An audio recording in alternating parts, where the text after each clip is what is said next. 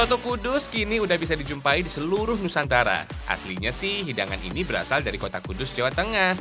Kalau umumnya dibuat dari daging sapi, soto Kudus dari daerah asalnya memakai daging kerbau. Penasaran sama rasanya? Kalian bisa datang ke Taman Bojana. Di sini gudangnya penjual kuliner khas Kudus berbahan daging kerbau. Warung yang selalu ramai ketika jam makan siang ini milik Pak Haji Sulihan. Menu yang paling terkenal sih soto dan pindang daging kerbau. Enak. Harga yang ditawarkan juga cukup terjangkau, mulai dari belasan ribu per porsi. Dijamin kenyang, fams. Oh iya, penggunaan daging kerbau di sini ada sejarahnya. Dulu masyarakat Jawa mayoritas menganut agama Hindu. Mereka menganggap sapi termasuk hewan yang disucikan.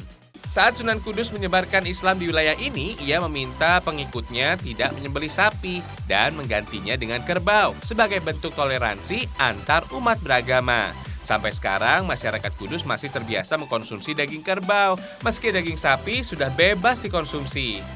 Daging kerbau di Kudus berbeda dengan daging kerbau pada umumnya, fams. Tekstur dagingnya lebih empuk karena dipelihara layaknya hewan ternak.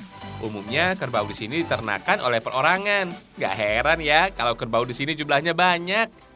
Nah, ini pindang kerbau, fams. Berbeda dengan soto, pindang kerbau kuahnya berwarna coklat, kental, dan kaya rempah. Cara masaknya, daging direbus dulu ya. Karena teksturnya lebih keras, proses rebus daging kerbau menjadi lebih lama. Setelah bumbu halus, tumis untuk menghilangkan langu dan aromanya lebih harum.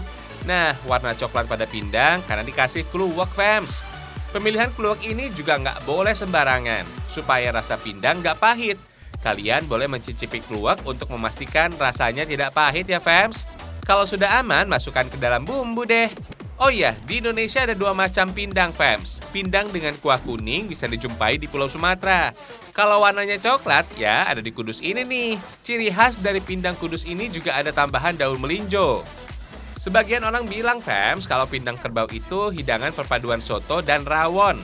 Tekstur kental kuahnya bukan karena campuran santan, tapi rempah yang berlimpah. Ciri khas dari pindang kerbau Kudus disajikan dengan pincuk alias daun pisang, disertakan sendok daun pisang yang disebut suru.